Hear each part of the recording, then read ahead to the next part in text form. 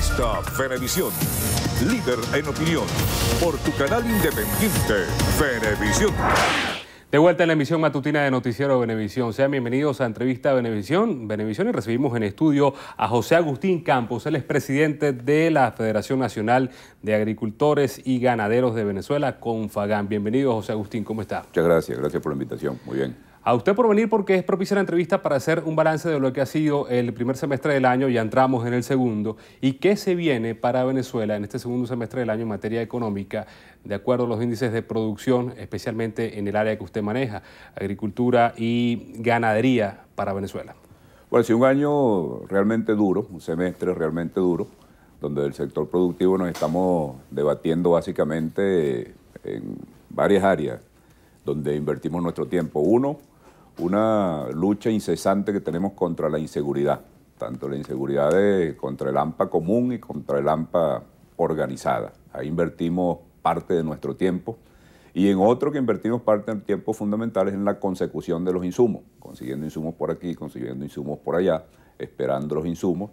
Y la otra parte del tiempo la invertimos entonces en los niveles de producción que corresponden a la actividad natural que nosotros hacemos. Entonces ha sido un semestre lleno de dificultades y, sin embargo, con todas las dificultades, nosotros, si algún valor agregado tenemos en el sector productivo venezolano, son las ganas que tienen los productores de seguir trabajando responsablemente, trabajando, y las condiciones naturales que tiene nuestro país para producir, lo cual hay que darle forma para, en términos definitivos, llevarle al pueblo venezolano, al pueblo consumidor, su tranquilidad para estabilizar todo lo que es la carestía, para estabilizar todo lo que son los elementos del bachaquerismo, para estabilizar todo lo que significa la falta de dinero en efectivo, para estabilizar el transporte, para estabilizar los insumos, para estabilizar los fertilizantes,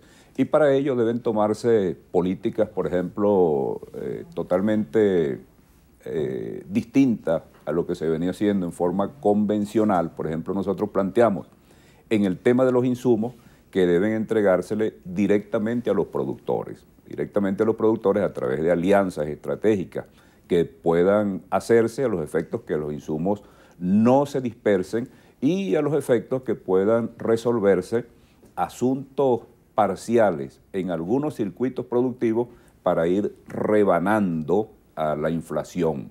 Yo creo que desde el punto de vista del combate clásico contra la inflación, el combate ortodoxo contra la inflación, que no ha dado resultados, se deben en el área alimentaria, por lo menos en el área agroalimentaria, reconstruir parcialmente algunos circuitos productivos, como por ejemplo el tema de las hortalizas, el tema de la yuca, por ejemplo, dirigir allí con eficacia los insumos, dirigir allí con eficacia los recursos y una vez que se abastezcan plenamente en esos circuitos, nosotros pensamos que la inflación puede empezar a mermar y puede empezar a salir los componentes de la inflación y sus derivados de la vida de la gente. ¿Qué digo con sus derivados? Bueno, que la inflación no solamente lleva dentro de sí sus elementos tradicionales, sino que lleva otros componentes explosivos como la especulación, por ejemplo, bueno, que convierte a los salarios de la gente en sal y agua. Entonces,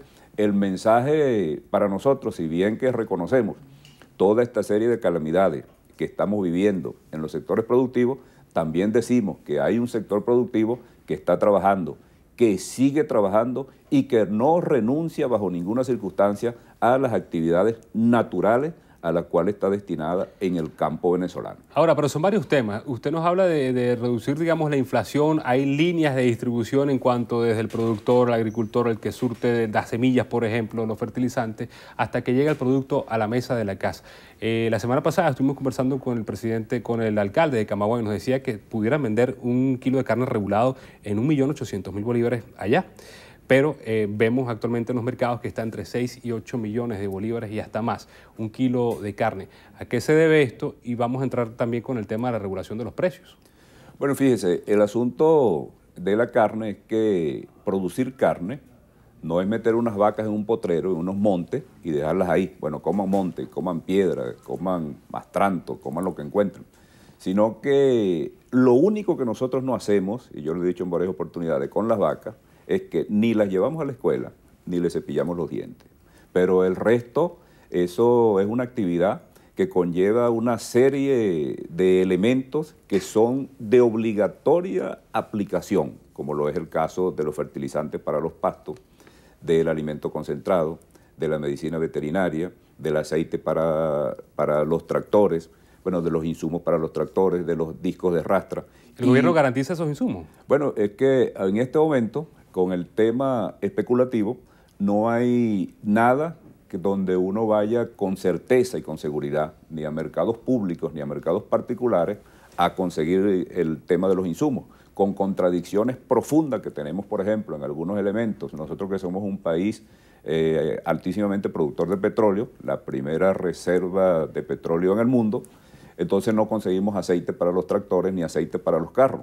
Entonces, cuando llegamos a las profundidades de por qué no conseguimos los aceites, el pueblo de Venezuela, es porque, bueno, no se producen los aditivos en el país. Entonces tuvimos hace 100 años una actividad petrolera que no se ocupó aguas abajo de garantizarle a la gente una real soberanía petrolera, es decir, una nacionalización petrolera chucuta, porque así como el país petrolero fue capaz, la dirigencia petrolera y la gerencia petrolera fue capaz de montar, por ejemplo, Citgo, que fue una línea petrolera correcta a nivel internacional, bueno, pero no fueron capaces de montar la fábrica de los insumos para tener esos elementos tan vitales en el desarrollo de la vida diaria. Que influye también en esta cadena que estamos hablando, la estructura de costos. Claro, entonces todo eso influye en la cadena, en la estructura de costos. Entonces, asimismo, en la misma dirección, los fertilizantes. Entonces, un saco de abono se está cotizando hoy en los mercados privados a 25 millones el saco. O sea, una tremenda contradicción,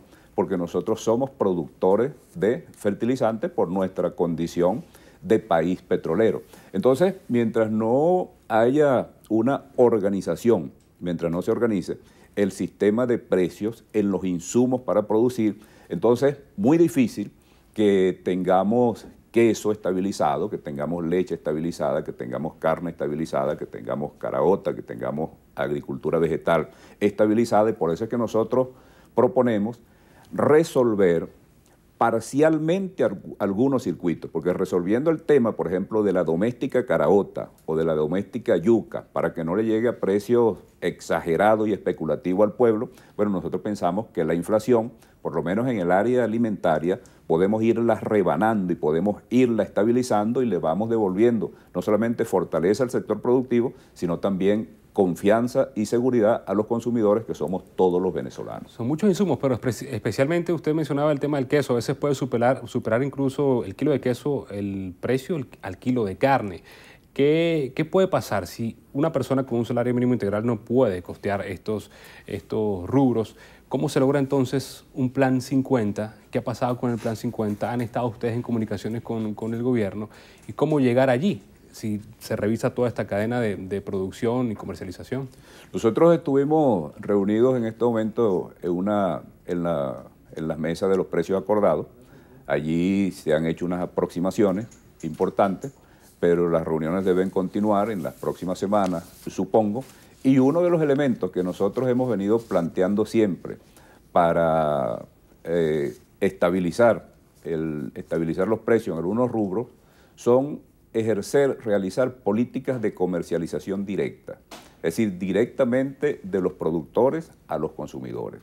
Allí se necesitan unos apoyos logísticos importantes, pero una vez que se establezca una política de comercialización directa, salen de la cadena de la comercialización de la carne por lo menos 3 actores, y ello repercute en un 35% más barato ese insumo que sería trasladado a los consumidores. Entonces, pero esto tiene que hacerse a través de políticas públicas, porque a través de formas aisladas esto no surte un impacto positivo, pero si se hace a través de políticas públicas organizadas, coherentes, donde incluso a través del decreto de emergencia económica se le pueda dar apoyo institucional a los productores para que de terceros países se traigan los insumos que necesitamos aquí en Venezuela, nosotros empezamos a rebanar la inflación y empezamos, yo digo, a ganarle la partida a la inflación, más allá de las leyes económicas, más allá de las teorías clásicas, pero esto hay que hacerlo y hay que iniciar el primer paso para ello. Entonces, estas políticas de comercialización directa, nosotros las hemos hecho con buenas experiencias en estados, por ejemplo, como Monagas, bueno, y allí es una forma de fortalecer el poder adquisitivo de nuestra gente. Presidente, ¿qué se puede esperar para ya estos últimos meses del año, entrada ya lo que viene, la temporada decembrina? ¿Qué productos o qué rubros deberían ser regulados? ¿Cuáles no? ¿Cuáles serían los precios de la carne, por ejemplo, del arroz, del azúcar? Muy importante también que lo han tratado en algunas manifestaciones en propia sede del Ministerio de Agricultura. ¿Qué se espera para lo que viene? Nosotros planteamos, por ejemplo, en el tema del azúcar, nosotros consumimos 1.050.000 toneladas de azúcar al año y se producen 500.000 toneladas o 600.000 toneladas. Hay un déficit de 400 o 500.000 toneladas al año. Mientras haya ese déficit, por supuesto que la estabilización es muy difícil. Pero ¿cómo se estabiliza esto? Bueno, sembrando 100.000 hectáreas adicionales de caña de azúcar en Venezuela que lo podemos hacer en todo el mosaico agroproductivo de todo nuestro país, es decir, 10.000 en Monagas, 5.000 en el Zulia, y esa es la salida para estabilizar el tema del azúcar. En el tema, por ejemplo, de la caraota, nosotros consumimos 120.000 toneladas de caraota al año, bueno, y estamos produciendo 40.000, entonces hay un déficit de 50 o de 60.000 toneladas que tenemos que resolverlo a punta de producción nacional para estabilizar. En el caso de la leche, nosotros, el país requiere 10 millones de litros de leche diario y estamos produciendo 4 o 5 millones de litros diarios. Nosotros tenemos un plan de 100.000 hectáreas bajo ganadería de leche bajo riego para estabilizar la producción de leche en términos inmediatos. Porque la única forma de resolver el tema de la especulación, de los precios, del bachaquerismo, de la carestía, de la escasez, la única forma es a punta de producción nacional. Y Venezuela tiene cómo hacerlo. Hay cultura de trabajo agrícola en Venezuela, hay cultura productiva, hay infraestructura. Fíjate que la capacidad de recepción de leche diario en Venezuela es de 11 millones de litros de leche diario. Es la capacidad tanto del sector público como del sector industrial.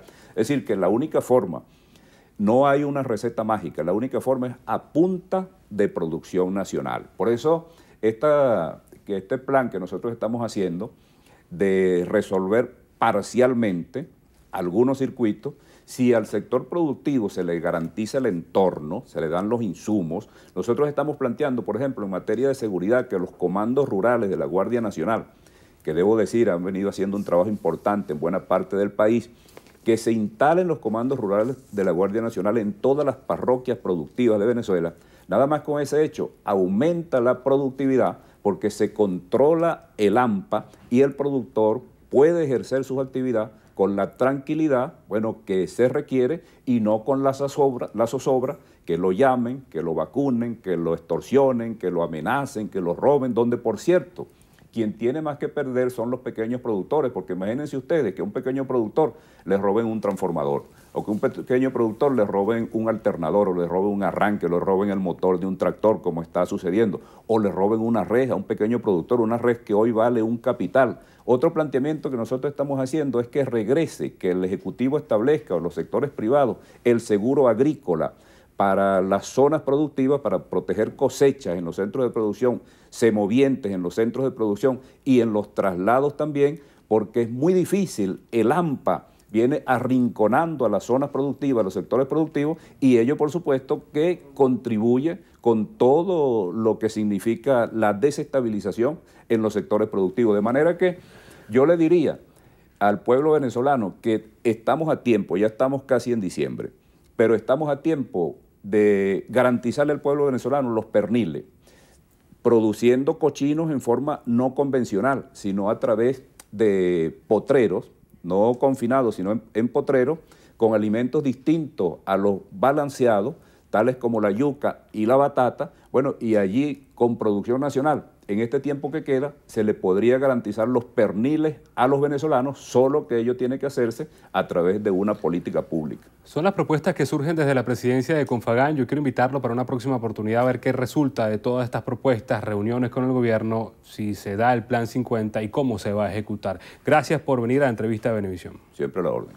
Gracias a José Agustín Campos, presidente de Confagam, por compartir con nosotros esta mañana en nuestro segmento de opinión. Con esto hacemos la pausa. Al regreso tenemos estrenos y estrellas con Carielis Cuadros. Quédese allí.